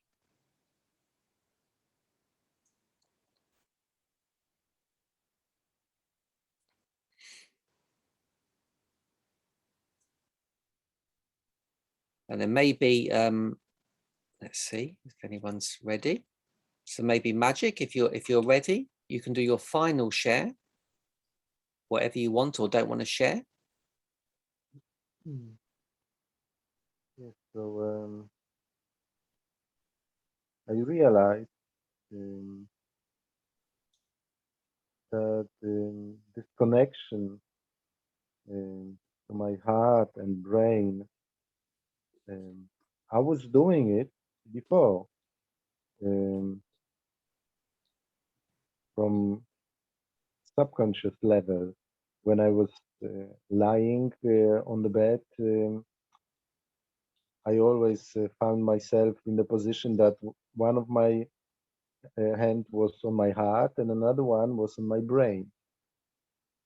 But it was just like, I don't know, I didn't realize that I was doing it. But this actually was like a regulation, probably, or finding the connection and doing the ritual. I went a little bit deeper.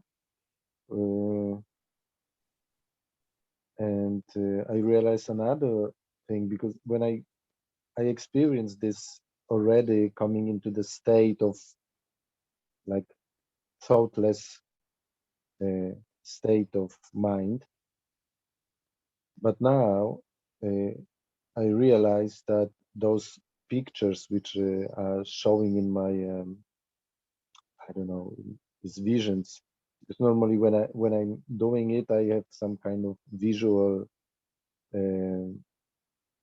objects or people, or yeah. So I realized that I mentioned that when I was young, I had this heart condition and it was very painful for me.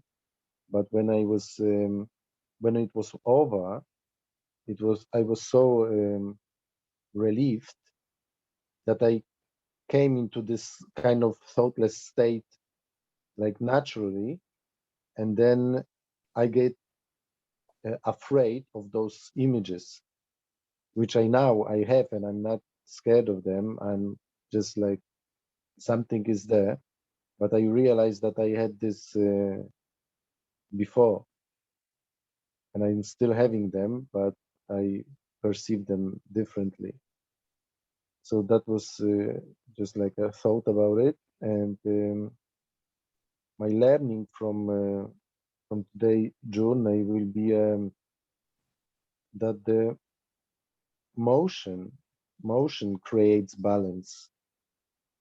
That if we will stop doing anything, we're just like giving up, it will nothing will happen. Actually, it can be like opposite. We will go deeper into the way, this dark side, which we don't want to be, actually. So we need to keep, I need to keep going, and to keep going, probably I need to start like finding this heart brain connection by planning something, to make a plan, to really to find this feeling in my heart that what I'm that what I my vision, my plan is actually the right thing. And I don't really recall that I've done it yet, like not even like every day what I supposed to do, but like a little bit like a bigger plan. And I think to find this balance, I need to, looks like I need to focus on this, on making like a good plan. And my percentage at the beginning was 30%, and now is 48%. Nice. Thank you. Thanks, Magic. Nice. Thank you. And Nadine, how about you? What would you like to share as your final? Mm, So what I found very interesting when we did the relaxation was I started with putting my my hands on my heart, and this felt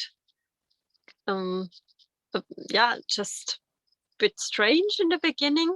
And compared to when I did it later with my eyes, that felt very familiar because I'm often, when my eyes are too tired, when I do too much on the phone or on the computer, then I try to relax my eyes. And so I felt like, oh yeah, this, I'm really used to relax my eyes, but to relax my heart or even my hands, that felt very yeah, I think I've never done it before, like consciously, like yeah.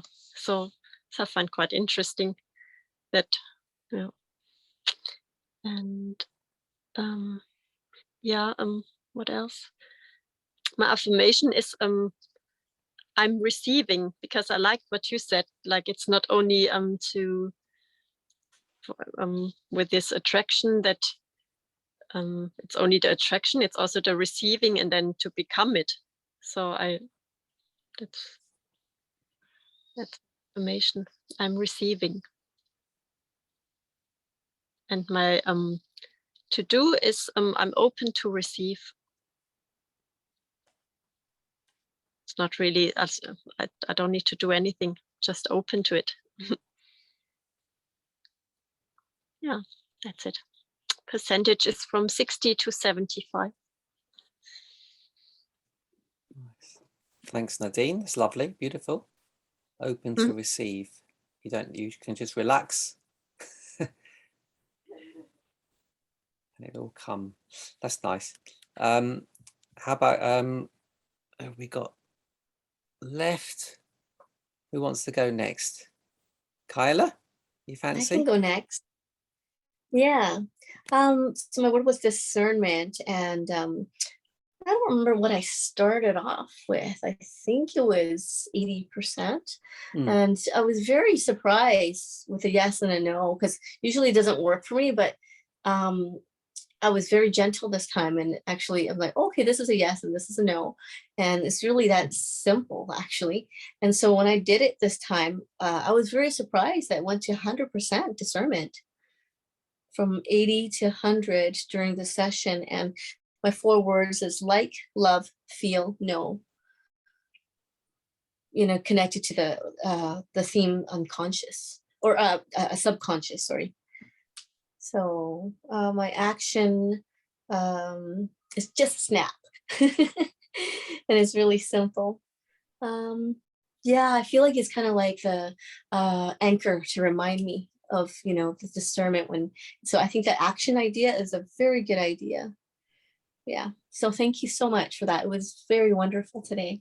I really fully enjoyed it and so relaxed now. Yeah, well, it's lovely having you here again. You haven't met Adina. Nice meeting all of you. Yeah, you never met Adina, so that's nice as Thank well. you. Another new one. And Adina, Kyla had COVID. She's got a COVID. Are you coming to the end of it?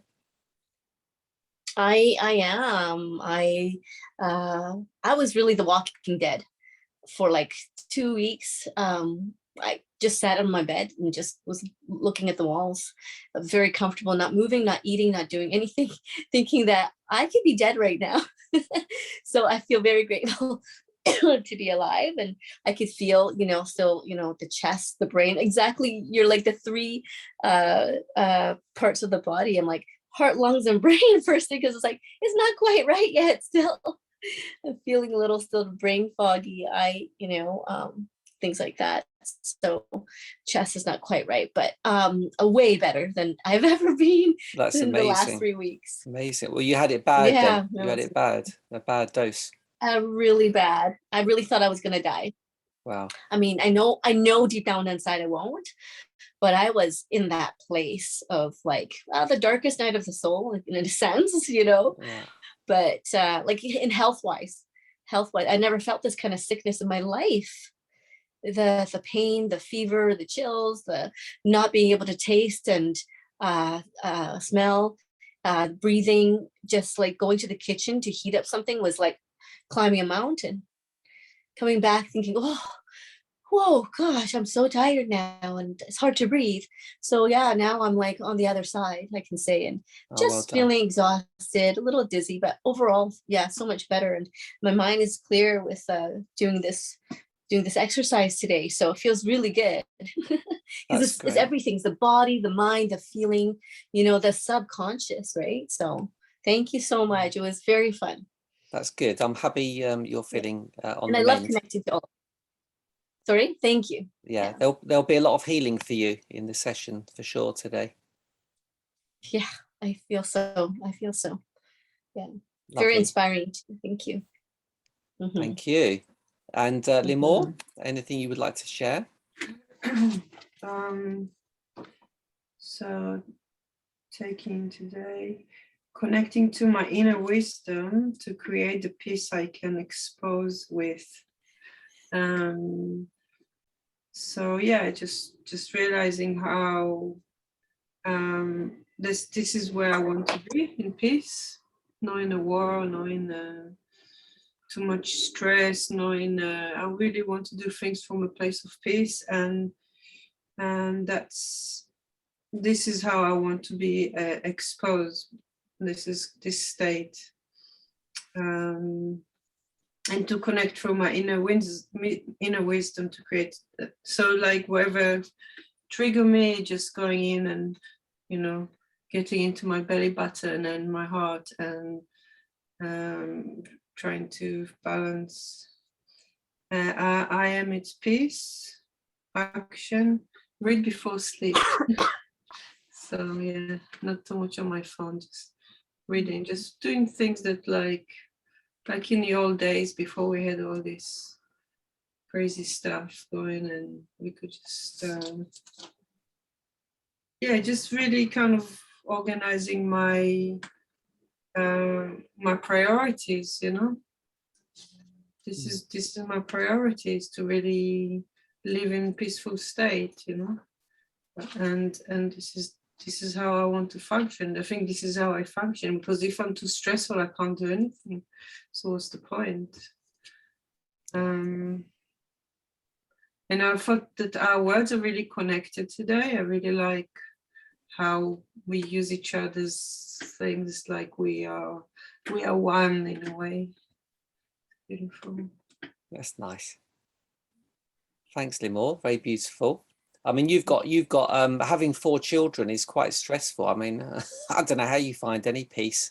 I only got 2 now. Oh, you got two left. 2 have gone now. 2 left. 2 to go. That's quite crazy, isn't it? And I'm the most troublesome child. That's the thing. You were. Oh, you are. Yeah. Yeah, nice. And thank you. And Adina, anything you'd like to share for your little participation? Yeah, so I quickly tuned in and like what to choose is like body or love, the symbol. And so I chose love, and what came through is like how to have love in all actions. And then the affirmation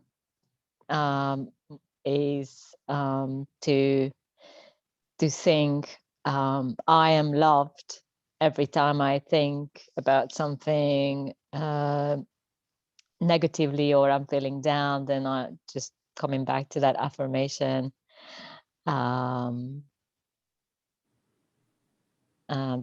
I am loved. Can you sing it? Can we hear?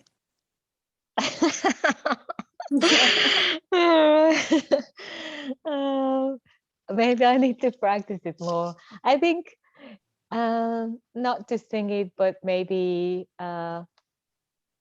recite it or something like that. Oh yeah, whatever you like. Go on. Yeah, love to hear it.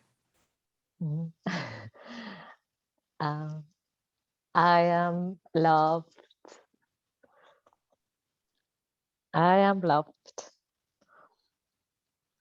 and I am loved. I know you want to Yeah, sing but- it. Go on. I know you want to sing it. Yeah, I can feel it. I can hear yeah, it. maybe Limor can join in. let's all do it. Let's all do it Yeah, together. okay, let's sing together. We'll say it three. Should we? How many times? For Three. Yes. everybody. Three times. Three. Three. 3, Like 2, Three times. 1. I am am loved. I am am loved. Love. I am loved.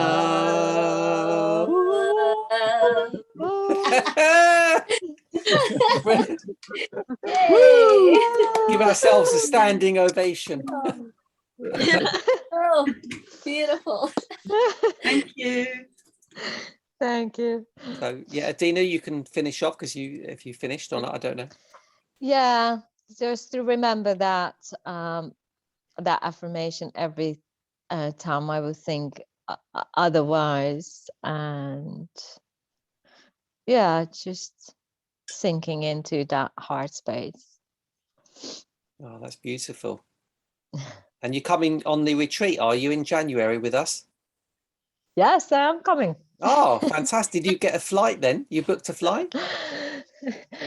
I'll book it tonight. Wow. I think one of my friends is coming. Two of my friends, they paid £28 return flight. Wow. Well, on the 7th and the 14th. They're going, I think, Wow. on the 7th and 4th, they got £28 return. That's amazing. I've seen That's quite a few. amazing. Yeah, I've seen Unheard of. yeah, I've seen quite a lot. Canary Islands, especially the less touristy ones, are very cheap to fly to quite a lot of the time. Not all the time, but I've seen quite a few £30 returns and £40 returns. So it is to Lanzarote, definitely, yeah. Lanzarote. yeah. Yeah, Lanzarote. So that's cool. For anyone that doesn't know, Adina is a really good yoga teacher. She's a great yoga teacher, and she's come on lots of Frido retreats and done the yoga. So she knows Frido very well, and she's great to have always in our retreats. So that'd be And it's- lovely.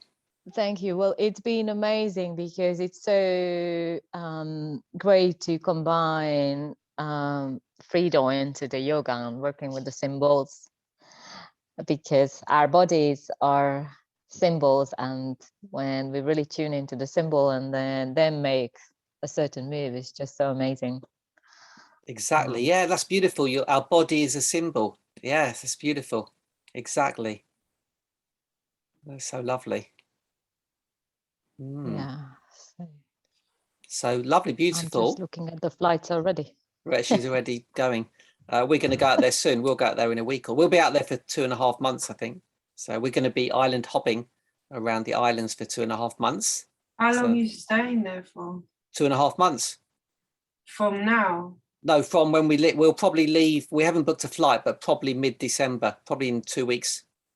We'll probably get on a plane, and then we'll stay there till maybe end of February or beginning of March. You know, they've got a festival there. I don't know if it's 1st of March. The Landing of the Witch. They've got like Oh, okay. Ooh. a carnival there. That sounds Landing of the cool. Witch. When is that? I think it's 1st of March. Nice. Ah, okay. Nice. So try to stay for that because they're doing a big thing. Yeah. And I Paul, try and find out because I'm not sure the date. I'll check it out. Poor Kaela, she's stuck in Canada. They won't let her out. Oh I yeah, want- Canada's nothing. We can't go anywhere because I didn't get a vaccine. Oh, yeah. But I'm so happy just being here. You know, just being at home, and you know, this is the time to brew up all the magic. So Especially in the winter time. Yeah, is the time for really, starting to let go, release, and prepare for the spring. yeah, and actually, my sisters was on WhatsApp with me today, and they're like, "Oh, because you had COVID, you're now immune, and you actually might be able to travel for 3 months." Oh, that's So- true. Oh, right, yeah. So I don't yeah. know if that's Yeah, true. right. Like that's what they I said today. I think So you I'm have- You have to have evidence. That's all. You've got to have some kind of evidence, haven't you, that you had it? like antibodies or I something? actually did I did do a test. I had a bet with my sister that I have COVID. She's like, I just want to know how good you are, if you're positive or Oh. not. I'm like, I'm not gonna go be one of the tests, you know. So I did do the test just because I wasn't even thinking straight that day. I'm like, okay, I can't go do the test for my mom, you know. And so I did do the test, and I did get tested positive. And it was the funniest thing because I tested on Thursday, and then on Saturday I got the results. And so I had like the Ministry of Health call me and all this stuff, like Oh. half an hour interviews all day, 3 times. And then at the end, they're like, oh, you're cleared now. You don't have, although you're tested positive, you're not contagious. You can go out and do whatever you want. I'm like, but I just got tested positive. What are you talking about?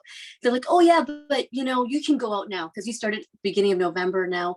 You've already gone through the whole thing. You're not contagious. 10 days. Yeah, Holy like 10 shit, days. what kind of system is this? Yeah. The weirdest thing. You have COVID, but you are safe to go out. So I'm like, Yeah. wow. Yeah, apparently they say 10 days from having COVID is like the period of contagion or something.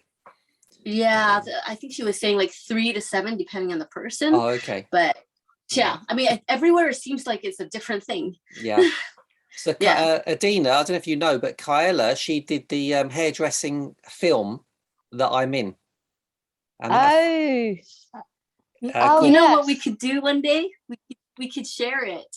Oh yeah, that'd be nice. We could. I'll share the movie with you because it's not quite in the public yet. But if you feel like it, I mean, it's 66 minutes, and we got Gary and a few of our friends in there. And it's not, you know, exactly the movie I want to make, but enough to share with you the message. So It's a lovely movie. It's really nice. I mean, I'm happy to share it with all of you through Zoom. I mean, you've spent 3 years making the movie. You've spent a fortune, a small fortune. She's been all around the world making this movie. It's like, it's amazing. Yeah, it's called Beyond Vanity. So it's going beyond that. It's called Beyond Vanity. Really cool. Yeah, really cool. Excited to watch it again, actually. Yeah. Yes. Wow. Yeah, it's been a while, and yeah, that's how I met Gary. And I mean, actually, I've been following Gary for a few years. I'm like, what? The spiritual hairdresser.